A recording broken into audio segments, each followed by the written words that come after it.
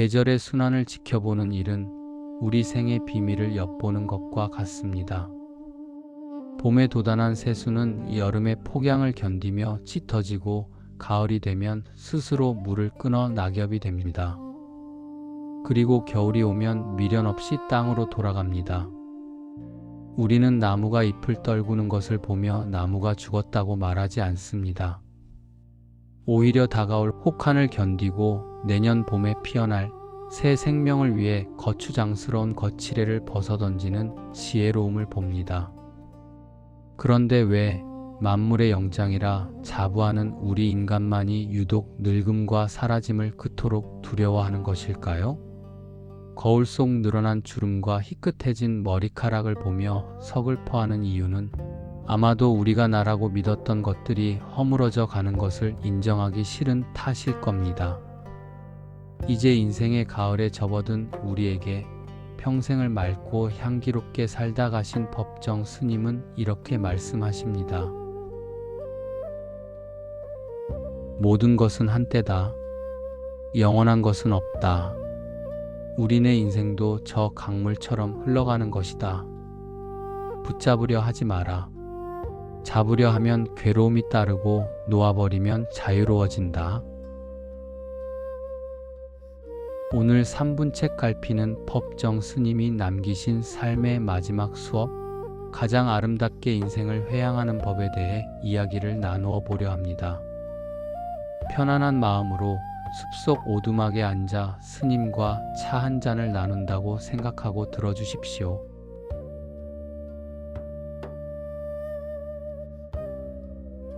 법정 스님은 생전에 당신의 삶을 나그네에 비유하곤 하셨습니다.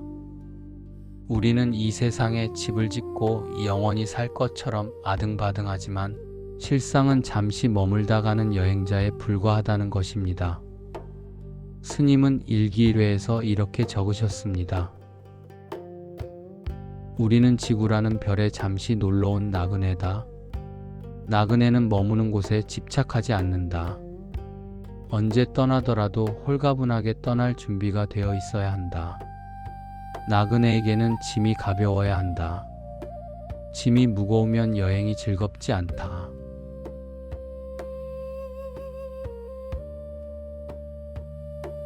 여행을 가서 호텔이나 펜션에 묵을 때를 떠올려 보십시오. 그 방이 내 명의로 된 집이 아니라고 해서 불행해하거나 그곳의 가구가 내 것이 아니라고 해서 억울해하는 사람은 없습니다.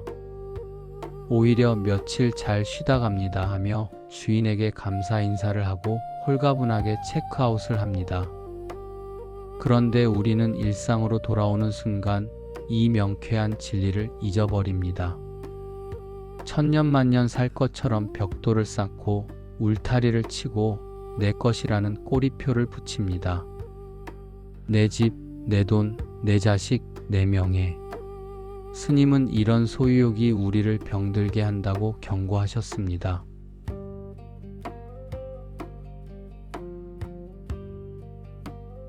본래 이 우주에는 내 것이란 없다. 잠시 인연 따라 맡아 가지고 있을 뿐이다. 우리가 내 것이라고 집착하는 모든 것은 실은 잠시 빌려 쓰는 소품에 불과하다. 이 육신조차도 지, 수, 화, 풍 네 가지 요소가 잠시 모인 것일 뿐 인연이 닿으면 흩어져 자연으로 돌아간다. 그렇습니다. 우리는 소유주가 아니라 관리자일 뿐입니다. 잠시 빌려 쓰다 가는 것인데 내 것이라 착각하고 움켜쥐려 하니 손바닥에 고통만 남습니다. 빌려 쓴 물건은 깨끗하게 쓰고 주인에게 돌려주는 것이 예의입니다. 죽음이란 자연에게 빌려 쓴 시간과 공간 그리고 육신을 감사한 마음으로 반납하는 과정입니다.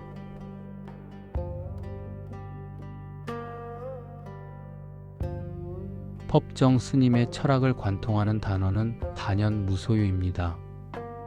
하지만 많은 분들이 오해하십니다. 무소유를 단순히 가난하게 사는 것으로만 생각하기 쉽습니다. 스님은 무소유라는 수필에서 그 유명한 난초 이야기를 통해 무소유의 진짜 의미를 들려주셨습니다. 스님은 젊은 시절 귀한 난초 2분을 선물 받아 애지중지 키우셨습니다. 어느 날 외출을 했다가 난초를 뜰에 내놓고 온 것이 생각나 허둥지둥 돌아오셨죠. 뜨거운 햇볕에 축 늘어진 잎을 보며 스님은 안타까워하셨고 그때 큰 깨달음을 얻으셨습니다.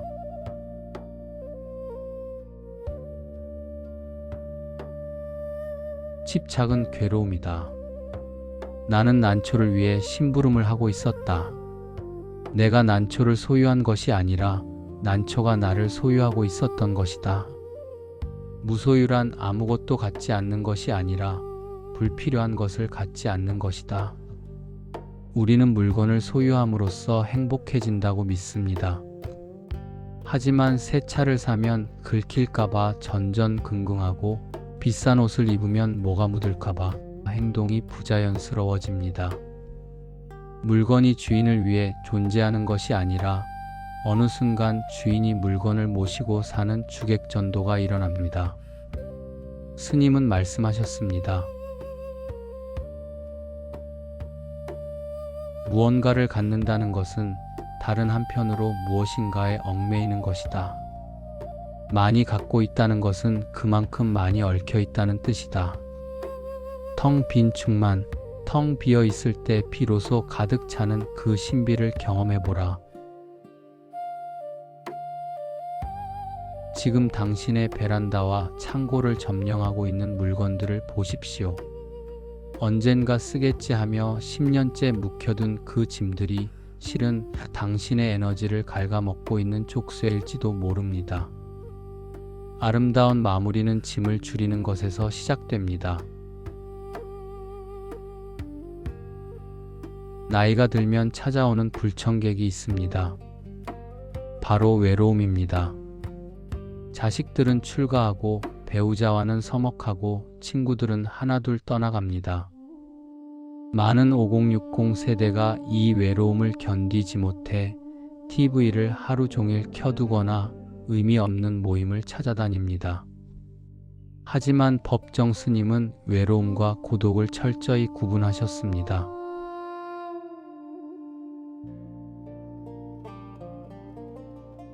외로움이 혼자 있는 고통이라면 고독은 혼자 있는 즐거움입니다. 홀로 있다는 것은 물들지 않는다는 뜻이다. 사람들에게 기대지 말라. 나무가 홀로 서 있듯이 무소의 뿔처럼 혼자서 가라. 진정한 고독은 외로움이 아니다. 그것은 자신을 맑게 닦는 시간이며 우주와 대화하는 시간이다. 우리는 타인의 시선 속에서 자신의 존재를 확인하려 합니다. 남들이 나를 어떻게 볼까? 나만 왕따가 되는 건 아닐까? 하지만 스님은 군중 속에서 시들어가지 말고 고독 속에서 피어나라고 하셨습니다.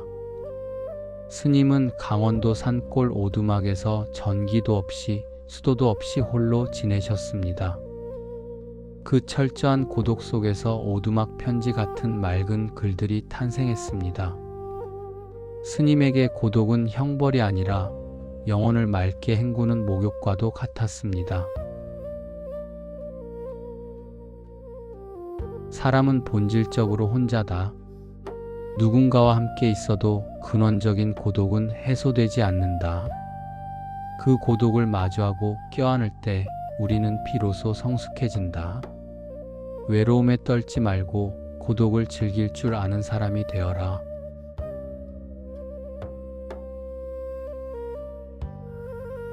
물건을 비우고 고독을 친구 삼았다면 이제 가장 어려운 정리가 남았습니다. 바로 마음속에 맺힌 인연의 매듭을 푸는 일입니다. 누군가를 미워하는 마음, 섭섭했던 기억, 풀지 못한 오해. 이 보이지 않는 짐들은 죽음의 문턱까지 우리를 따라와 발목을 무겁게 잡습니다. 법정 스님은 아름다운 마무리에서 이렇게 당부하셨습니다. 만남은 시절 인연이 오면 맺어지고 그 인연이 닿으면 헤어지는 것이다. 헤어짐은 끝이 아니라 새로운 시작이다. 그러니 떠날 때는 뒤끝이 없어야 한다. 맺힌 것은 풀고 가라. 용서란 타인을 위한 것이 아니다. 나 자신을 옭아매고 있는 감옥에서 스스로 걸어 나오는 것이다. 평생을 수행자로 사셨던 스님조차도 입적하시기 전 당신의 말과 글로 인해 상처받았을 사람들을 걱정하셨습니다. 그래서 유언장에 내 이름으로 낸 책을 절판해 달라고 하시며 그동안 풀어놓은 말빚을 다음 생으로 가져가지 않겠다고 참회하셨지요. 하물며 우리는 어떻습니까? 자존심 때문에 혹은 쑥스럽다는 핑계로 가장 가까운 사람에게 미안하다, 고맙다, 사랑한다는 말을 아끼고 있지는 않나요? 내일은 너무 늦습니다. 죽음 앞에서는 모든 갈등이 하찮은 먼지처럼 느껴집니다. 지금 바로 마음의 빚을 갚으십시오. 그것이 당신의 마지막 여행길을 깃털처럼 가볍게 해줄 것입니다.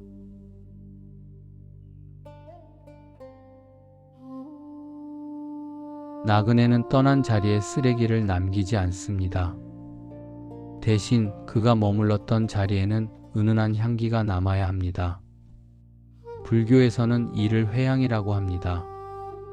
자신이 쌓은 공덕과 선한 기운을 세상에 돌려주는 것입니다. 2010년 3월 법정 스님은 우리 곁을 떠나시면서 마지막까지 무소유를 실천하셨습니다. 스님의 유언은 우리에게 큰 충격과 감동을 주었습니다.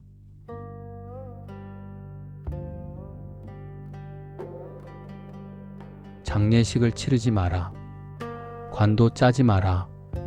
평소 입던 승복 그대로 대나무 평상 위에 뉘어 다비해 달라. 사리도 찾지 마라. 남은 재는 오두막 뜰에 꽃나무 아래 뿌려 거름이나 되게 하라. 장례식에 올 시간에 그대들 각자의 삶의 자리에서 깨어 있으라. 스님은 육신조차 한 줌의 재가 되어 자연의 걸음으로 돌아가길 원하셨습니다. 세상에 아무것도 남기지 않고 오직 당신의 정신과 향기만을 남기겠다는 숭고한 결단이셨습니다. 우리는 스님처럼 위대한 성직자가 아닐지 모릅니다. 하지만 우리가 남길 수 있는 위대한 유산이 있습니다. 그것은 통장에 남겨진 돈이나 부동산이 아닙니다. 당신이 자식에게 보여주었던 성실했던 등, 배우자에게 건넸던 따뜻한 눈빛, 힘든 이웃에게 내밀었던 손길, 사람들의 가슴 속에 심어놓은 당신의 따뜻한 온기야말로 영원히 사라지지 않는 당신의 분신입니다.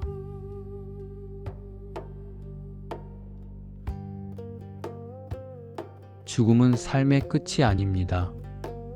삶의 완성입니다. 숨을 들이마시는 것이 삶이라면 내뱉는 것이 죽음입니다. 들이마신 숨을 내뱉지 않으면 우리는 살 수 없습니다. 삶과 죽음은 밤과 낮처럼 들숨과 날숨처럼 하나로 연결되어 있습니다. 법정 스님은 산에는 꽃이 피네에서 이렇게 말씀하셨습니다.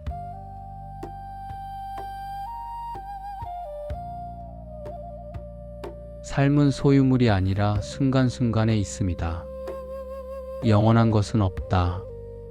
모두가 한때일 뿐이다. 그 한때를 최선을 다해 살라. 내일 죽을 것처럼 오늘을 살고 영원히 살 것처럼 꿈을 꾸라. 죽음을 기억하는 사람, 메멘토 모리를 아는 사람만이 오늘 하루를 헛되이 보내지 않습니다.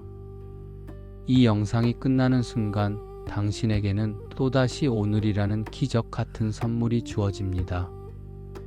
이 영상을 시청하고 계시는 사랑하는 님들이여, 부디 당신의 이 지구별 여행이 기쁨과 감사로 가득 차기를 바랍니다. 그리고 언젠가 여행이 끝나는 날, 아, 참 좋은 소풍이었다. 잘 놀다 간다. 하며 웃으며 손 흔들 수 있기를 진심으로 기원합니다. 법정 스님의 마지막 말씀을 전하며 이야기를 마칩니다.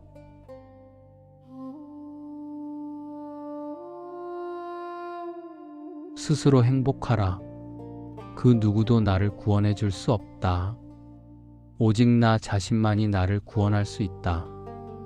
이 자리에서 지금 행복하라.